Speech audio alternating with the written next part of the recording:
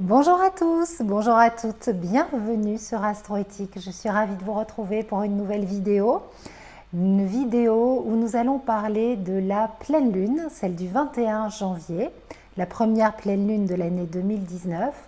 Une pleine lune importante puisqu'elle présente une éclipse totale de lune, et qu'elle vient nous remuer de fond en comble. Elle est marquée par l'énergie d'Uranus, par l'énergie de la planète et de la déesse plutôt, pardon, de la déesse Athéna et la planète Uranus. Et elle secoue, elle va dans les profondeurs, elle illumine, elle enrichit, elle renouvelle, elle oxygène. Voilà les grands mots de cette pleine lune. Bien sûr, on va regarder ça de façon un petit peu plus approfondie.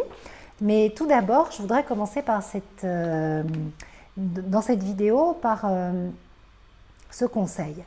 La période des éclipses, les saisons d'éclipses, c'est toujours des moments intenses sur le plan émotionnel où nous sommes obligés, où on nous invite en tout cas, où le cœur de l'univers nous envoie des énergies pour que nous lâchions des résistances profondes, que des nœuds se libèrent, se dénouent, et qu'émotionnellement nous nous libérions de schémas qui créent des blocages énergétiques dans notre corps. Donc le corps est sollicité, tous les plans sont sollicités, le plan psychique, le plan émotionnel, le plan physique, le plan ésotérique, le plan divin, enfin c'est waouh!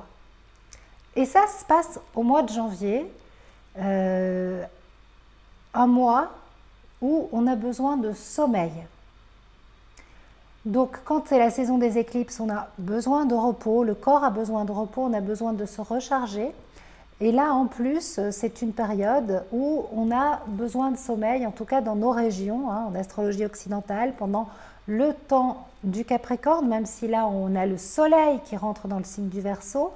Mais toute cette saison froide, cette saison de l'hiver, c'est une saison de retour dans sa bulle, de repli sur soi, et c'est un conseil qui vous est prodigué dans les routines bien-être par Juliette, dans le journal d'astrologie créative, c'est-à-dire de se coucher, de choisir un soir où on se couche tôt, parce que le sommeil, c'est quand même quelque chose d'important. On dort parce qu'on a un lendemain. Dormir, c'est la meilleure des méditations. C'est pas moi qui le dis, c'est le Dalai Lama. C'est quelque chose qui... c'est un acte. C'est un acte d'amour envers soi-même, d'entretenir la qualité de son sommeil. Alors on peut, pendant les périodes et les phases de lunaison, avoir un sommeil perturbé, et surtout au moment de la pleine lune, c'est bien connu, mais ça doit être une nuit ou deux. Mais si on commence à avoir trop longtemps un sommeil perturbé, sincèrement, essayez d'aller voir dans votre corps, du côté de votre alimentation, ce qui pourrait perturber votre sommeil. C'est peut-être au niveau des bactéries dans l'intestin. En tout cas, branchez-vous sur votre qualité de vie, sur ce que vous ingérez. Pensez à votre corps et pensez à votre intestin et aux bactéries qui sont dans votre intestin. En ce moment, on doit y penser tout le temps, mais particulièrement en ce moment, dans cette période de brassage intense. Alors, on va aller regarder un petit peu ce qui se passe au niveau donc, des planètes. Donc, le soleil rentre tout juste dans le signe du Verseau et s'oppose à la lune dans le signe du Lion. Donc c'est une pleine lune dans l'axe Verseau-Lion. Donc ça veut dire qu'on bascule dans les énergies du Verseau avec cette pleine lune qui se passe sur les tout premiers degrés de cet axe. Donc c'est par une pleine lune qu'on rentre dans les énergies du Verseau. L'énergie du Verseau, c'est une énergie avant-gardiste, c'est une énergie qui nous pousse à nous préparer dans nos visions et nos intentions à la nouvelle année zodiacale, donc qui aura lieu au printemps avec Ostara. Quand vient le temps du Verseau, quand vient l'énergie du Verseau, les mimosas sont en fleurs. C'est le symbole de ce renouveau à venir. En fait, c'est une étape visionnaire, futuriste, où on se branche sur ce renouveau que l'on perçoit sur cette énergie du printemps que l'on appelle intensément au cœur de l'hiver et que l'on peut commencer à ressentir. On va tout doucement sortir d'une sorte de léthargie. On va tout doucement se remettre en mouvement. Hein? La terre froide et dure de l'énergie du Capricorne est remplacée par l'air qui est l'élément du signe du Verseau. Donc, on va se remettre en communication, en échange d'énergie, en vibration qui circule. C'est l'énergie de l'air, de la communication, l'air du Verseau, donc l'air des projets, l'air qui fait circuler et qui amène un vent nouveau. Le signe du Verseau, dans la roue du zodiaque, il arrive après le Capricorne. Pendant la phase Capricorne, la plante contenait des graines de sagesse qui ont mûri et qui nous parlaient de sagesse, d'expérience, de silence, de retour sur soi. Cette plante, il y a le tuteur et puis il y a la graine, il y a le fruit qui porte les graines, qui va se détacher de la plante mère pour le bien de l'espèce. Avec le signe du Verseau, on dépasse complètement, définitivement le stade individuel. On crie son indépendance, on fait comme c'est nécessaire pour soi, pour le bien commun. On dépasse complètement le stade individuel et le besoin d'affirmer son identité, qui est celui du stade Lion. Donc on est sur des enjeux d'identité, d'affirmation de soi et de libérer finalement, de se libérer de certains carcans identitaires pour plus grand que soi, plus vaste que soi. Parce que l'énergie du Verseau, en fait, c'est l'énergie de l'indépendance, c'est l'énergie de l'adolescent ou du jeune adulte qui finalement va voler de ses propres ailes. C'est une énergie qui nous insuffle, qui nous envoie en fait le besoin de faire par nous-mêmes et de façon autonome. La plante en fait se détache de son tuteur.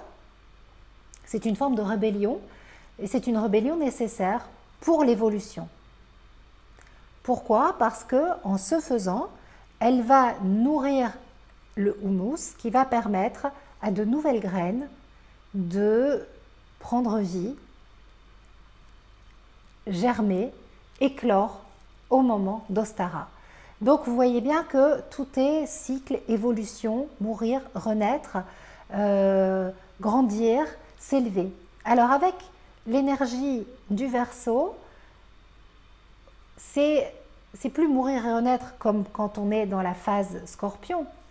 C'est l'ego qui se libère complètement, qui se libère de l'emprise du regard des autres, de l'emprise de l'opinion des autres.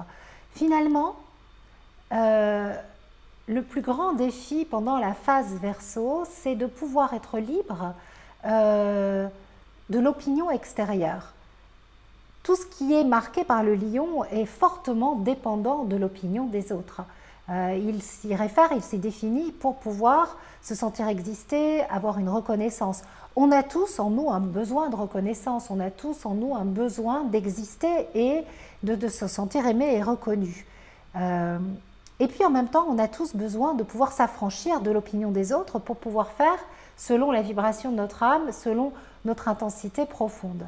Et la plus grande liberté que l'on peut atteindre, c'est quand finalement l'opinion des autres, qu'elle soit positive ou négative, ne change rien. C'est-à-dire que on reçoit une critique ou même quelque chose d'ouvertement agressif, ça ne va pas nous faire tressailler parce qu'on est au contact de notre valeur, on est au contact de notre être profond et on sait très bien qu'en face, la personne ne nous parle que finalement de ses projections à elle et qu'avec sa colère, sa vindicte intérieure. Mais à la limite, ça devient maintenant facile, on le sait. Mais là où c'est plus difficile, c'est de rester neutre face aux compliments, face aux éloges. c'est-à-dire de les accueillir comme des cadeaux, mais de ne pas en faire une nourriture. Il y a un challenge à ce niveau-là. Donc encore une fois, finalement, de se concentrer sur soi et d'avancer avec sa force intérieure, avec la puissance que l'on a à l'intérieur, et la seule et vraie puissance que l'on a à l'intérieur, elle provient de l'âme. Et donc avancer avec la puissance de notre âme et pas avec les desiderata et les demandes et les besoins de notre ego qui est là, hein, qui existe, mais avec cette magnifique et belle force de l'âme. Voilà un petit peu les sujets, les pistes de réflexion, les envolées lyriques de cette phase Verseau qui s'ouvre. Et donc, bien, par cette pleine lune, il y a des enjeux à ce niveau-là. Donc, c'est une pleine lune qui nous invite à émettre une toute nouvelle signature énergétique. Elle nous invite à faire un saut quantique. La planète invitée d'honneur de cette pleine lune, c'est Uranus. Uranus, qui est planète maîtresse du Verseau, donc on va retrouver beaucoup des énergies subversives, révolutionnaires, indépendantes, autonomes, créatives, renouvellement, génial même d'Uranus dans cette pleine lune, et elle est au carré des luminaires. Donc qui dit carré dit énergie de tension. Mais Uranus, c'est toujours une charge électrique pour pouvoir créer un sursaut, un réveil. Donc, il peut y avoir une forme de sursaut, de conscience en se disant mais comment ça se fait que je découvre ça maintenant? Mais c'est dingue, on ne me l'a pas dit avant. Alors qu'en fait, on le savait très bien, mais tout d'un coup, ça monte à la conscience et ça devient une évidence. Avec Uranus, vous voyez, c'est mais oui, mais bien sûr, mais c'est évident, mais c'est ça que je vais faire. Le mot évident, c'est très important avec Uranus. C'est le tilt de l'évidence. C'est l'éclair qui illumine la pensée et qui permet d'avancer et qui libère. Donc il y a d'importantes prises de conscience libératrices, révélatrices. Donc c'est une pleine lune qui nous invite à émettre une toute nouvelle signature énergétique dans le champ quantique. Elle nous demande, elle nous propose, on est vraiment invité à nous définir autrement. Qu'est-ce qu'une pleine lune en effet? Une pleine lune, c'est un moment où la lune est pleine et ronde et où les émotions sont à leur puissance maximale. Le domaine de la lune est en lien avec le passé, notre histoire, la famille, la patrie, le pays, le collectif, nos émotions primaires, le lien qui relie l'enfant à la mère au moment de la naissance, donc un lien vital. Donc elle est en lien aussi avec nos besoins fondamentaux, la nourriture, le sentiment de sécurité. Donc la lune, ça vient toucher quand même l'atavique, ça vient toucher l'archaïque, ça vient toucher des choses essentielles. C'est pas étonnant que les moments de pleine lune soient toujours des moments à fort chamboulement sur le plan émotionnel et énergétique. Et là, c'est une pleine lune avec éclipse totale. Donc, ce qui nous est proposé, c'est de faire un reset du passé, un reset de nos émotions. À partir de quoi nous définissons-nous? Nos émotions, elles sont des voyageuses, c'est des messagères d'amour. Elles sont neutres, mais nous y mettons des couleurs, comme le disait une de mes lectrices sur Instagram, c'était magnifique, parce que je faisais justement un petit billet sur les émotions.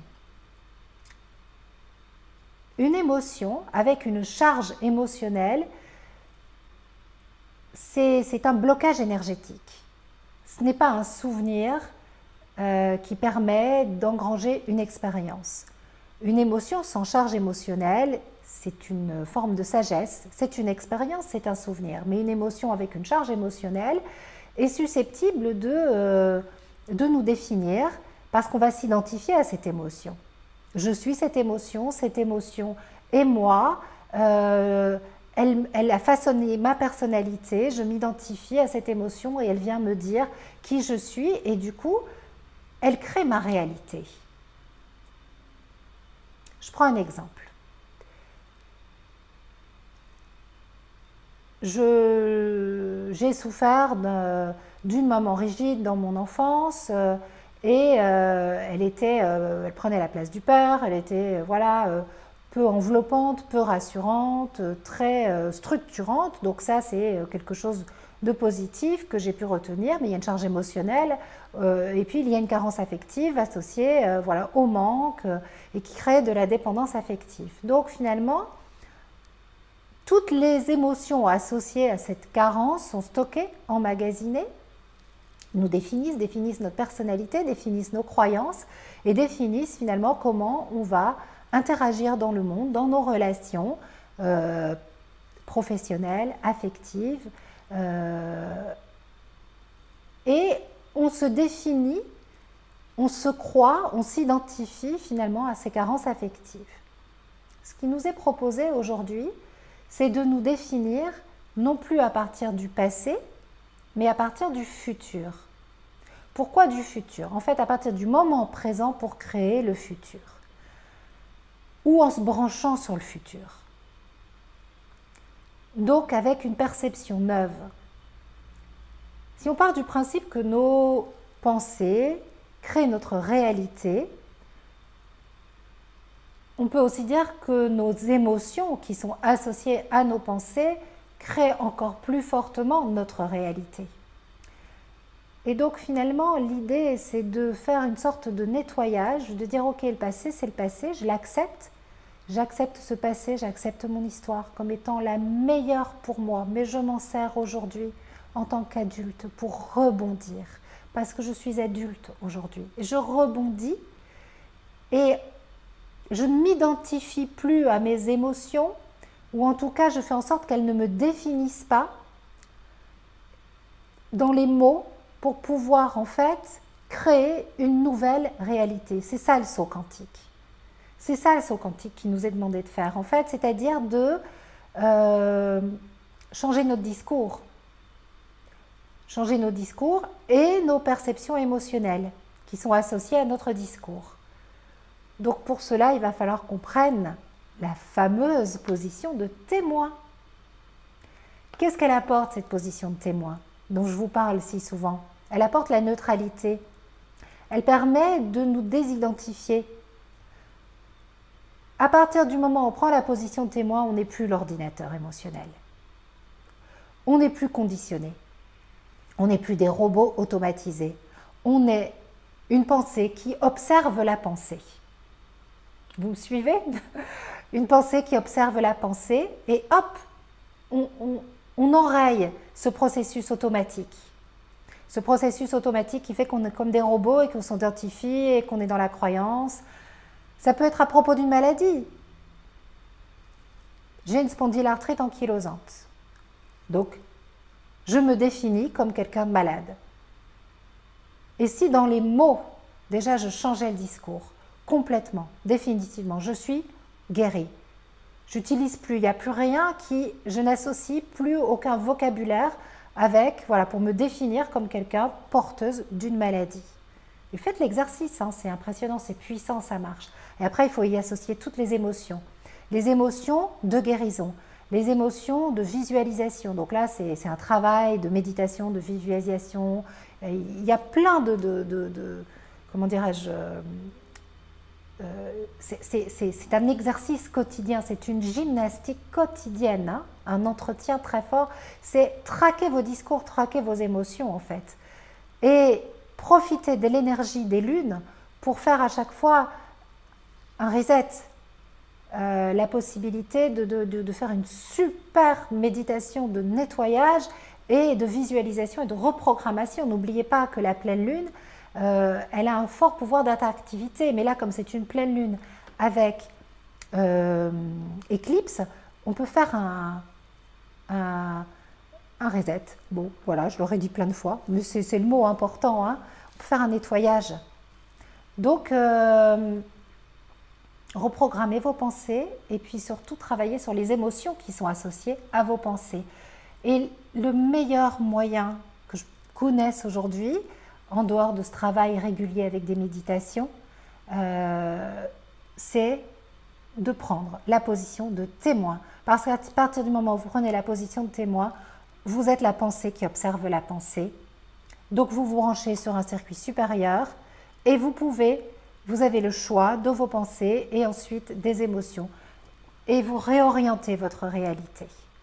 C'est de la physique quantique pure, ce que je suis en train de partager avec vous.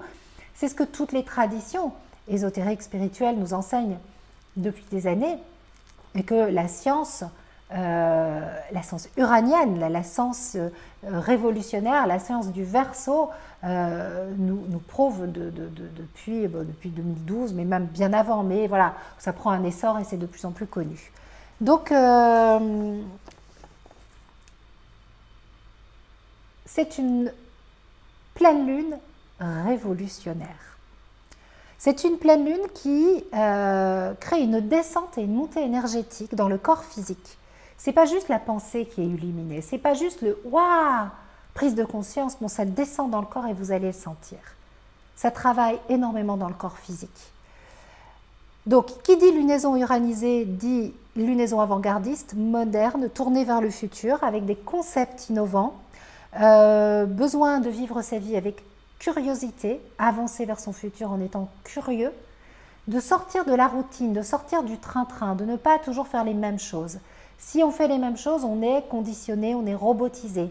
Si on change la routine, on crée de l'inattendu, on crée une brèche dans le cerveau, on envoie la lumière, on la reçoit, on reçoit l'énergie, on reçoit l'afflux divin et on se met en mouvement. C'est ce que nous demande l'énergie du Verseau et c'est ce que nous demande cette pleine lune qui nous parle de renouvellement neurochimique. Donc, il faut que ça circule dans le cerveau. Hein? Alors, c'est aussi une nouvelle lune qui nous demande donc d'activer de nouveaux gènes, de libérer des chaînes de mémoire encore actives en nous et dans notre corps, de vivre au présent en créant le futur et de ne pas entretenir nos souvenirs comme des mausolées. Hein? Allez, on avance. Le passé, c'est important, mais il ne faut pas trop s'y référer. Branchez-vous futur, branchez-vous solution. Regardez droit devant. Entretenir le passé de façon trop importante, ça nous fait tourner en boucle. Et ça nous met dans la répétition et ça fait de nous des ordinateurs et des robots, des êtres manipulables. Nous sommes terriblement manipulables et manipulés quand nous sommes dans les émotions, quand nous entretenons le passé. À partir du moment où nous nous branchons futur et nous nous branchons solution, nous nous détachons. Nous créons notre autonomie, notre indépendance. Nous devenons acteurs de notre vie, de notre destinée. Nous sommes des révolutionnaires, des pionniers. C'est ce qui se passe en ce moment. Prenez votre liberté, prenez votre envol, soyez des adolescents réfractaires, rebelles, insoumis. C'est l'énergie du moment. L'autre invitée d'honneur de cette lunaison, c'est la grande Athéna. Athéna, elle se place également au carré de la lunaison, elle est apex, elle est opposée à Uranus. Et Athéna, qui symbolise la sagesse, la stratégie, nous invite à peser le pour et le contre puisqu'elle se situe dans le signe de la balance. Et elle vient nous rappeler de faire preuve de discernement. L'animal qui accompagne Athéna, c'est la chouette. Et la chouette est un symbole de discernement. Et Athéna, c'est vraiment une déesse qui incarne la sagesse, la stratégie, la réflexion. C'est une déesse de paix ou de stratégie guerrière pour aboutir à la paix. Donc c'est une guerrière pacifiste. Et c'est une déesse qui stimule la pensée, la tête froide. Elle nous invite à raison garder.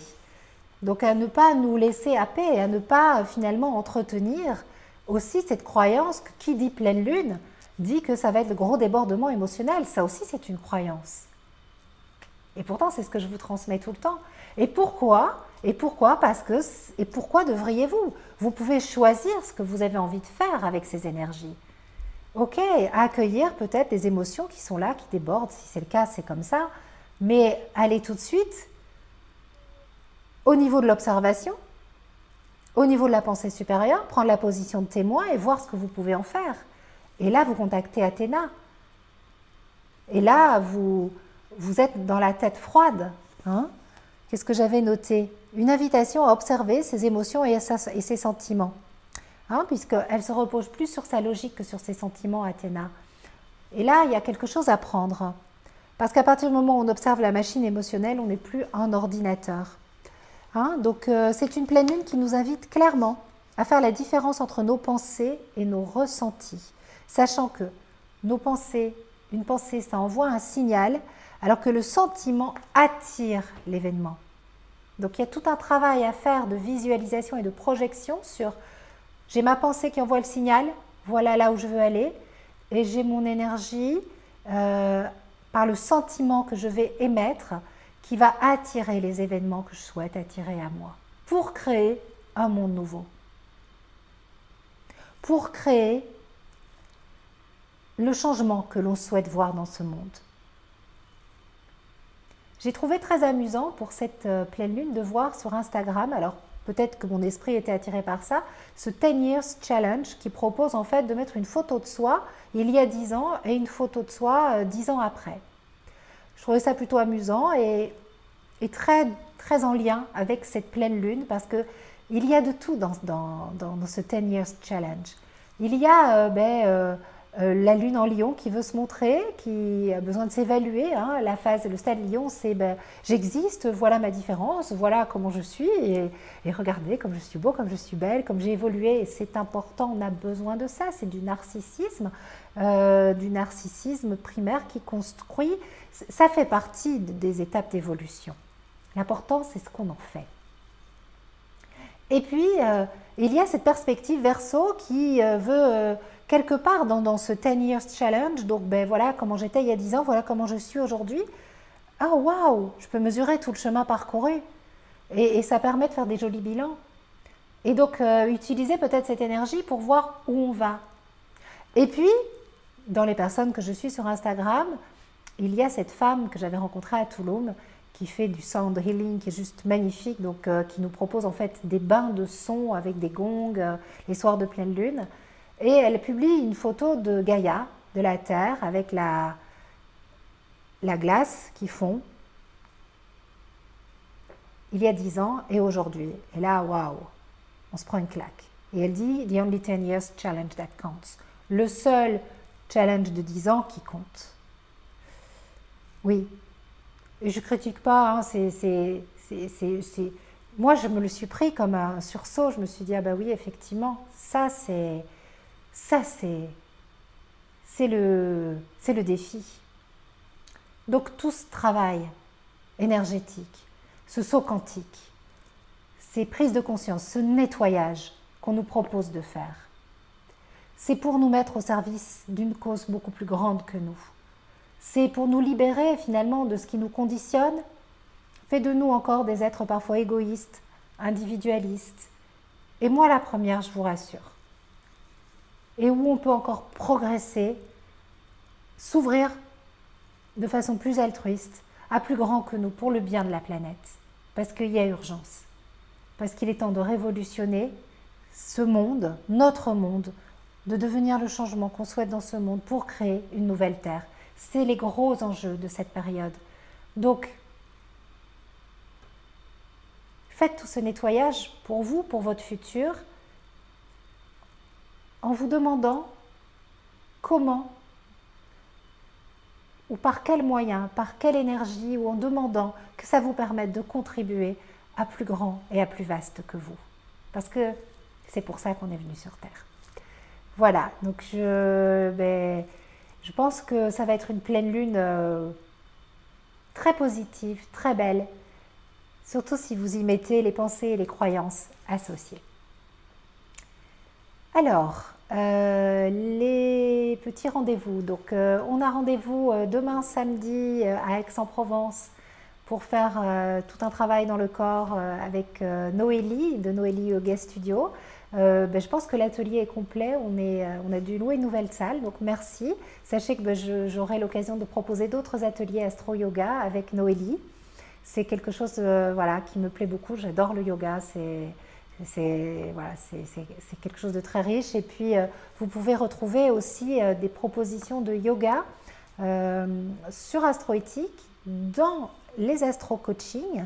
Là, il y a l'astro-coaching du Verseau qui sort. C'est un astro-coaching qu'on a voulu, avec Valérie, on a voulu vous proposer de comprendre vos comportements infidèles. On a trouvé que c'était un thème très intéressant pendant la phase Verseau. Comprendre nos comportements infidèles. Waouh! Quel programme! Tout ça pour apprendre à aimer librement. Et puis bousculer certaines croyances. Et aller voir finalement ce qui se cache derrière la fidélité et l'infidélité. Pourquoi on est infidèle? Ça vient d'où? Qu'est-ce qui crée ça? Et sans aucun jugement, quelles sont les programmations et qu'est-ce que ça vient dire? Et ça vient amener beaucoup de guérison.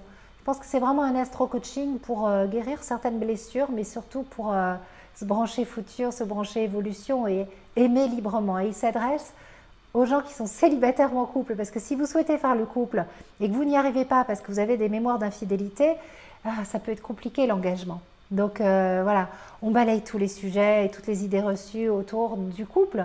Finalement, on parle du couple et de son évolution dans cet astro-coaching. Et donc dans cet astro-coaching, vous pouvez retrouver un yoga, une pratique de yoga qui vous est proposée sous format PDF, mais qui vous est bien détaillée par Karine Kleb de K-Yoga Holistique. Karine enseigne à Paris, elle s'est formée à Londres. C'est une merveilleuse enseignante de Hatha Yoga, une femme lumineuse avec qui j'ai de beaux projets de yoga également. Donc voilà, je vous encourage à venir la découvrir déjà sur Astroéthique. Dans le cadre des astro-coaching et donc du dernier qui s'affiche là, et vous avez le moonboard d'Emilie, tout le cahier qui vous parle de ce temps du Verseau, ce qu'est l'énergie du Verseau, je vous ai proposé au départ. C'est notre avant-dernier astro-coaching, ça fait 2 ans qu'on fait le tour du zodiaque, mais vous avez tous les anciens astro-coaching qui sont disponibles et que vous pouvez vous procurer puisqu'on les a nommés par thème. Il y en a un qui s'appelle Être en sécurité avec l'argent, qui est en lien avec l'énergie du taureau. Vous pouvez attendre que le soleil soit en taureau pour le faire, ou le faire quand ça vous parle. C'est des thèmes universels. C'est ce qu'on a choisi avec Valérie Tartera, de toujours développer des thèmes finalement qui étaient en lien avec l'énergie du soleil et de la saison zodiacale, mais qu'on pouvait faire de façon intemporelle. Donc tous ces astro-coachings sont disponibles sur Astroéthique. Et ils sont à prix tout doux, puisque à part le dernier, ils sont tous à 10 €. Donc profitez-en. C'est la période des soldes, allez-y. Et sinon, vous avez toujours le petit journal d'astrologie créative avec sa couverture décalée. C'est que la couverture qui est décalée. À l'intérieur, c'est nickel. Hein, il n'y a rien qui change. Qui est à 12,50 € au lieu de 21 €, plus les frais de port. Ce prix-là, étant donné que y a ce défaut. Il y a ce défaut et donc il en reste encore. Je suis bluffée du succès, merci. Ça a été difficile pour moi de le mettre en ligne parce que j'étais complètement bloquée dans mes histoires de perfection et d'apparence. Voilà, je suis contente de l'avoir fait parce que c'était dommage de jeter à la poubelle. Tout ce travail, de jeter à la poubelle toutes ces feuilles, tout ce papier. Mon challenge pour l'année prochaine et mon défi, c'est de le faire en papier recyclé. Voilà, donc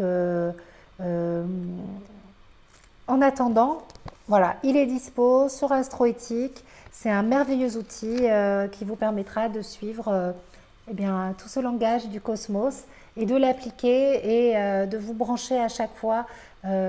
Comment je reçois l'énergie, qu'est-ce que j'en fais plutôt que de la subir. Donc jusqu'à l'écoulement des stocks, il sera disponible, mais ne tardez pas parce qu'ils sont vraiment partis comme des petits pains. Et ma sœur Sylviane, qui fait tous les envois, a été dépassée. Mais ça y est, tout est parti ou en train, les derniers envois sont faits. Et donc voilà, on attend la prochaine vague. Je vous fais des gros bisous. Merci pour votre écoute. Merci pour vos compliments. Pour les critiques, bon, je fais la part des choses. Hein, voilà, quand elles sont constructives, elles ont de la valeur. Quand elles sont bêtes et méchantes, elles n'ont pas de valeur. Voilà, tout simplement. Ne perdez pas votre temps, ce n'est pas la peine. Et puis, je vous envoie beaucoup, beaucoup, beaucoup d'amour. C'est vraiment chouette de partager tout ça avec vous. Bisous, bisous.